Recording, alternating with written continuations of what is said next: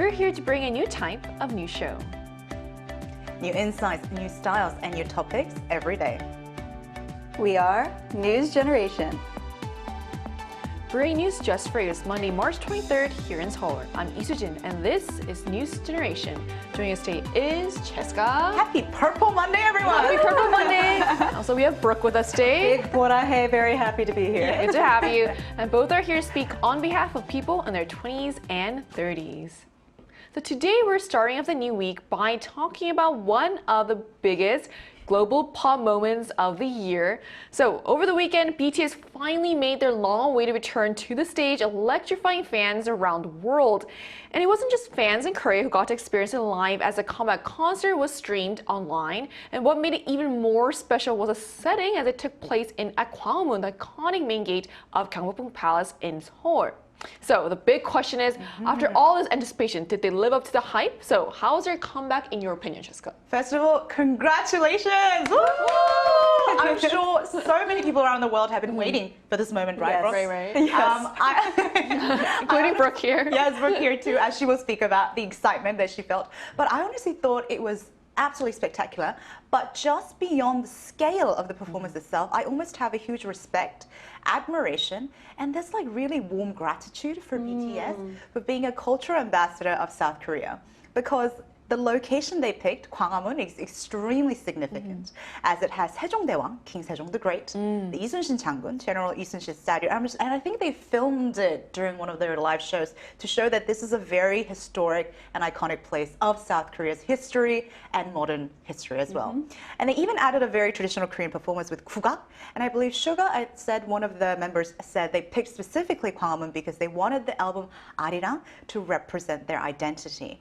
And BTS probably knew that wherever location they picked, they could have picked anywhere. It was probably going to draw the most amount of attention in that moment from the world, and they wanted to bring that all to where the K was. Aw, Right, exactly. So by choosing Gwanghwamun and incorporating elements like traditional kugak, which we also saw during the performances, BTS really seemed to be highlighting the roots and embracing the role as cultural ambassadors. So what were your thoughts on that? Oh gosh. I'm Show us ready. your excitement. Well, I'm definitely not having any Monday blues today because I have Your just Monday been, purple? Yes, Exactly. I'm so pumped this whole weekend to talk about BTS's comeback today. It's been quite the emotional roller coaster that kicked off with the album dropping. I have had it on repeat the entire weekend. Unfortunately, I could not get tickets to the concert, but I did watch it, and it was just phenomenal. I really loved that they not only performed their new music, but also they gave us some of the classics like Mic Drop. I was screaming when that came on, you know, Microcosmos. I got very emotional seeing kind of the sea of ARMY just singing that song together after so long. It was really a magical, historic moment, I think, and it was great to witness it. In terms of the new album, I loved it from start to finish. I would say my favorite songs right now, it changes often, would be Like Animals, Normal, and Aliens, but they're all amazing. And I would say listening to this album, I could really hear the growth as artists in every track, because as we know, it's been a long wait, but during that time, they got to explore themselves as solo artists, and I think it actually made them better as a group. The sound was so mature, but it also had throwbacks to their previous eras. I think it has a little something for everyone, and I think for a group like BTS, they've been around since 2013. It's been almost 15 years. Their discography is enormous, just hundreds of songs, and so to be able to continuously challenge yourself and reinvent yourself as artists to give us new, exciting, fresh music, I think that's the mark of living legends for sure. I mean, I was also listening to the album coming to work today, and I have to say, like, the quality of the songs are so great. Yes. They really have lived up to the hype. And for the fans, hearing all 7 voices together again after so long clearly meant a lot, not just musically, but also personally. And it really speaks to BTS's ability to keep evolving while still staying deeply connected to their audience. So we're going to talk more about this, but first, let's take a look at the screen.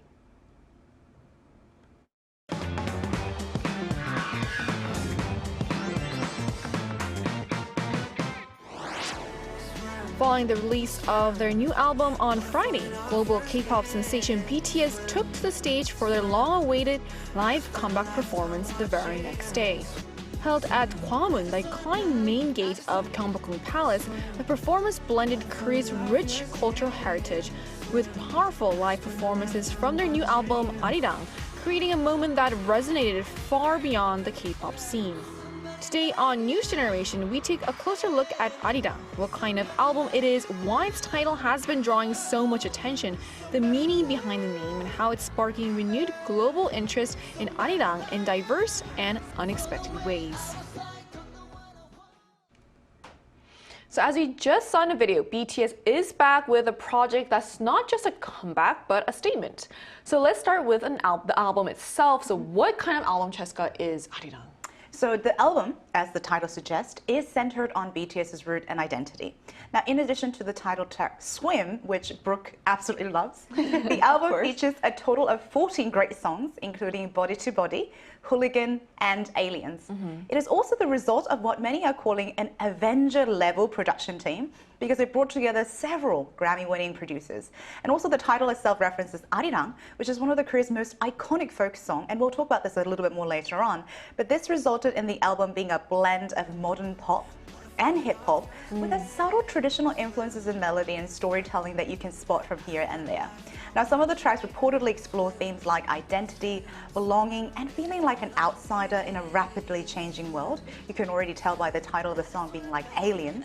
And this one personally left a very special impression to me, because in the Western world, and Brooke knows this, you call immigrants and foreigners as aliens, undocumented as aliens. And I personally never liked that title. So when I listened to the lyric of the song, there's a line that goes, quote, "Everybody know now where the K is." And I was so proud because they knew they were the cultural ambassador that put K on the map. So thank you, BTS. It is really meaningful, and also like I heard they produced and wrote a lot of the songs in LA. Yes. But I still like how they incorporated traditional Korean elements to it as well. Very much so, about their identity, like what they felt when they were working overseas, Right. some of the things that they probably went through when they were being Korean, trying to be in an international scene. Right, exactly. So this is a very deeply personal and ambitious project. And of course, fans are diving deep into the music, as we will do today as well. So let's talk about the song Swim and its music video. So what is this song about, and what stood out to you personally, Brooke? Well, I like that Swim kind of sounds like what it's about. It's very gentle. It sounds like kind of warm waves washing over you, and that's what they wanted. And to talk about the music video, you've been seeing some clips of it as we go. It features the actress Lily Reinhart, and it shows BTS at sea, kind of reflecting upon themselves and their future as they move forward. And the ocean setting actually directly ties to the song's message, which, as described in a press release, quote, centers on the resolve to keep swimming onward through life's many tides. And what it does is frames this choice to move at one's own pace through life's many waves. It frames it as love for life itself. And I think we can all kind of relate to that. It's sometimes you feel like you're drowning in life's struggles, but the message to just keep swimming and keep going, I think, is a really powerful and comforting one. And in terms of how the members themselves have described this track, Swim, Jimin shared that while the album as a whole focuses on, their roots and their history and their journey up until this point, Swim is supposed to represent the group right now, at its present. He added that, "I think this track marks the beginning of a whole new chapter of BTS. He also said, "We wanted to show that we're still moving forward at our own pace." There's that phrase again, very important. He also noticed that this track is supposed to connect our past stories with our future dreams, and I think this theme kind of carries on through the whole album. It's about tradition and history, but also the future and the modern elements that they are bringing to it. And BTS also said that they hope that Swim can be like the folk song Aridang, this iconic song that is passed down. It's got a simple but very powerful melody that everyone knows, and I think they're hoping that, like Aridang, Swim will linger and remain in people's hearts for a very long time. I know it definitely will for me. And I think it means a lot how for them also, I'm sure there's a lot of pressure. So I think that them choosing the phrase, choosing to move forward at your own pace, really probably resonates with themselves as well as the fans itself. So it feels both comforting and powerful at the same time. So now beyond the title song, the album title has also been generating a lot of buzz. So why did BTS choose to name the album Arirang? I think it's because it's one of the most happiest and greatest network in South Korea. Arirang here. But Arirang is actually one of the most iconic folk songs here in Korea. It's a melody that almost every Korean knows and can sing. Right. And by naming the album Arirang, BTS is highlighting their cultural roots and identity. Now, the very starting point of their journey. Now, in the interview, they emphasize a few times that BTS's core root and identity has been and will always be Korean, and they wanted to not only reconnect, but almost like firmly re-establish their identity.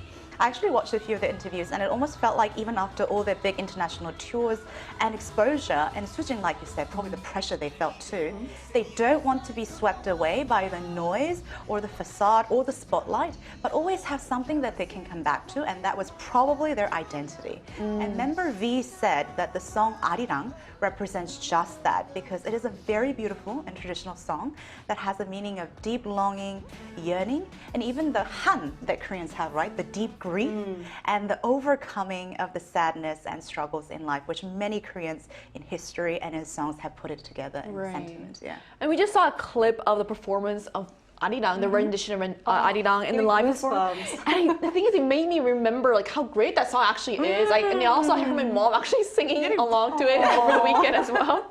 Me too. Right. So they wanted to, it's clear they wanted to go beyond individual stories to highlight a shared cultural identity. And it seems they've been building that message even before the comeback. So how did BTS convey the message of Arirang, Brooke? Yes, BTS is so good at incorporating a storyline into their work, into their concept. And so they first revealed the story behind this album on March 13th through an animated teaser. And it was inspired by a real global journey of Korea's most iconic folk song. We've been talking about it, Aridang. So this video, it begins in 1896. And like I said, it was inspired by real historical recordings made in Washington, D.C., where pay attention to that number, 7 Korean students studying abroad first recorded Arirang on phonograph cylinders, now considered the earliest known recordings of Korean music, and they are now preserved at the U.S. Library of Congress. Now, that detail is reflected in the teaser itself, which you're seeing right now, where BTS handle the cylinder and they link past to present. The narrative then follows the spread of Arirang across the world before transitioning to BTS's own journey, starting with their 2013 debut and culminating in a 2026 performance at Gwanghwamun Square. And I remember I mentioned 7, so the parallel between the 7 students in 1896 and the 7 BTS members today really highlights a symbolic continuity. These 7 people across generations are carrying on the Korean legacy, the legacy of Arirang. The campaign slogan of the animated teaser was "What is your love song?" and the project was meant to emphasize Arirang as this timeless expression of Korean identity, resilience, emotion, and it's evolved across generations, and it continues to resonate worldwide with young people now with BTS's music. So yeah, like I said, they really just had so much behind this music that you wouldn't know unless you really dive into it, and I'm glad that we're getting to share it with the world today. And it's so special for fans to get a chance to really dive and discover these little details. So it's really a powerful way to connect past and present, and it really shows how BTS is positioning itself not just as a K-pop group, but as a cultural bridge. And to gain a more personal perspective, we're going to speak with a BTS fan who attended the comeback show. That conversation is coming up right after a break, so don't go anywhere.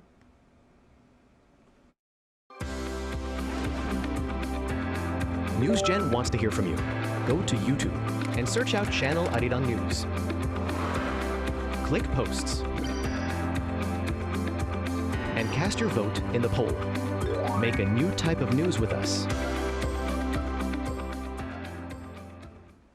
Joining us today is Majid, who was among the lucky fans to attend BTS's highly anticipated comeback show over the weekend. So hello, thank you so much for connecting with us today. Hi Sujin, thank you so much for having me, and hi Jessica, hi Brooke, thank you so much for having me here at Arirang. Welcome. So Majid, what was it like experiencing BTS's comeback performance in person? Oh my God, like it's so difficult to describe in words, and like you were saying, I'm one of those luckiest ones. So even I can't, every day I wake up, even today I was like, was it a dream or no? Like I was actually there, I was present there. I was able to see all the 7 members together after 4 years, and of course, millions of fans were watching them live, but I was one of them. And as you can see in the video, I was super excited. So it was literally like it was a dream coming true moment, and also like once in a lifetime moment. So I was super excited, and I had so much fun, over there, and especially, being surrounded by armies from young kids to even elders. I saw Jumas, Ajashis, people from every country over there. It was such a spectacular moment, and finally, when RM came there and he said, Sanyan Mane in Sadriga Samida, Bangtan Sonyan Dan, so the whole crowd, the whole city, it was like, it was like shattering. The grounds was literally shattering. So it was such an amazing moment to be there. I'm so happy. Even just getting the energy from you is just as exciting. And as we discussed, the location of where they opened, the comeback, and the album is very Korean. So was there something that felt uniquely Korean in the album, Arirang, to you? Of course, like Cheska was talking about and like Brooke was talking about the song Swim. First of all, it was the whole album. It itself is like a love letter to Korean culture, Korean tradition. So even if you see, after they perform, while they were performing Body to Body, at the end, they even brought Korean traditional orchestra over there. So of course, everyone was super excited. They were like, wow, we are looking at the performance of Korean traditional folk song over there. So when they announced the album, so of course, not many people would know Arirang. Of course, in Korea or Koreans would know, but like people or armies abroad, they didn't know what Arirang is. So everyone started searching about what is Arirang. So first of all, the whole hype BTS created about Korean culture, this Korean folk song. Oh, by the way, my army bomb is here, so I keep on shaking it. So the whole hype about Arirang was huge. Everyone came to know what Arirang is about. And they were thinking like maybe there will be a song itself, Arirang. But then, they found out, yeah, in Body to Body, at the end, they had this Arirang performance over there. So first of all, yeah, the whole album itself is tradition, is a love letter to Korean tradition, to Korea itself. And secondly, one of the songs, I'm sure you have listened, the number 29. So when I was listening to number 29, I was like, maybe there's a glitch. Did something happen? Like, why I can't listen anything? But then actually, the number 29 song itself is a tribute, or it's paying honor to the sacred belt of King Songdok. And if you can, then right, it's there in Gyeongju National Museum over there.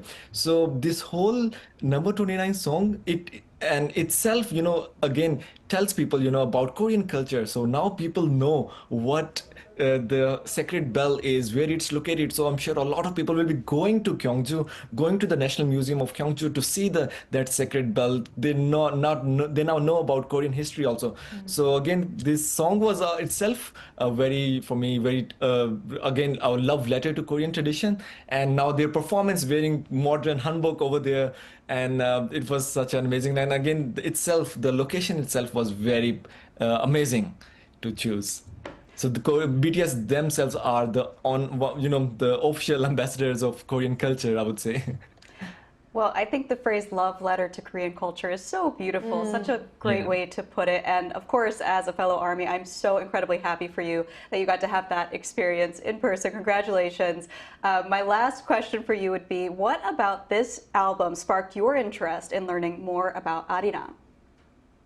Oh, first of all, I knew Arirang also. I could sing one or two lines, but again, I didn't know deep meaning behind it. And I didn't know like Arirang had so much different versions.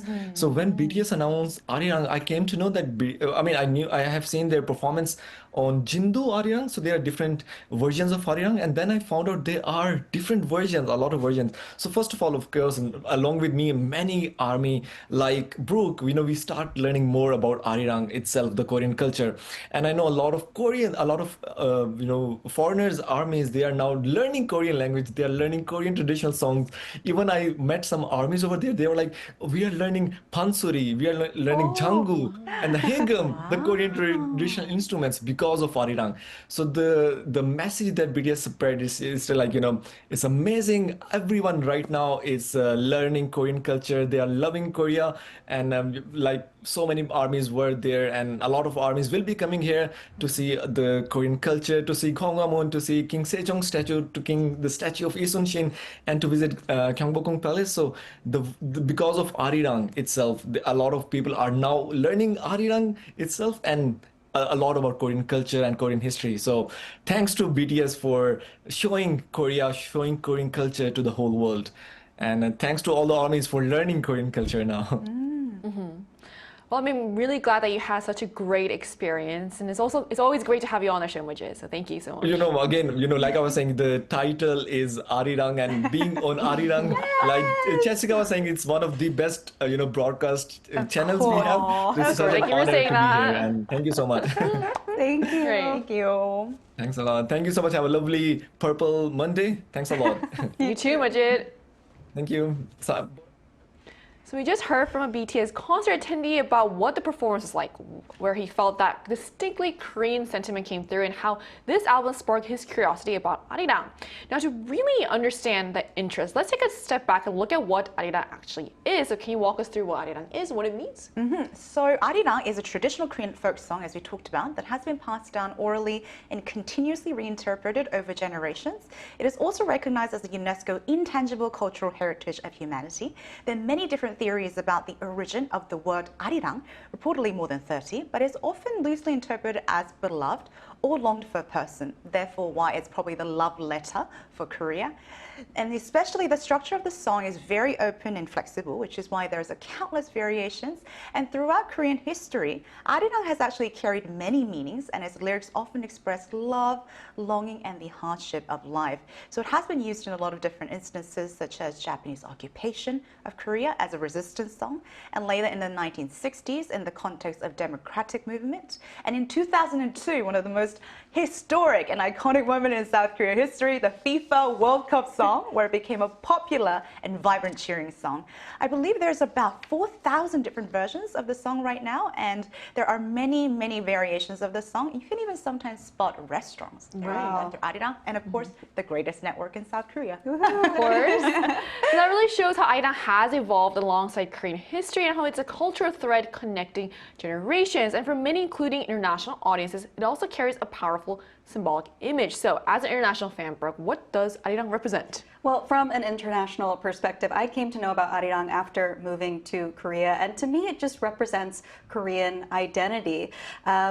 It's a short but powerful word, and it has a shared sense of history and a collective feeling that transcends generations. And also, of course, as we've been saying, the channel we are broadcasting on right now, Aridang TV, I have been working here for almost half the time that I have been in Korea. So when I think about Aridang, I think about my journey as a foreigner making a home here in Korea, getting to share stories and talk to Korean people about this country, learn more about it. And so I hope that other international visitors and foreign fans can learn more about Arirang like I did, and have it become, close to their heart as well. If you want to learn more, don't forget to tune into our show, our broadcast as well. Yes. From a global stage to a centuries-old melody, BTS's Arirang shows how tradition and modern pop can come together in powerful ways. It's not just a comeback, it's a reminder of how culture can evolve, connect, and resonate across generations and borders. And as interest in Arirang continues to grow, it's clear this story, as well as BTS's journey, is just beginning. And that brings us to the end of today's episode of News Generation. But News Gen will be back tomorrow at 10:30 a.m. Korea time with more stories and discussions.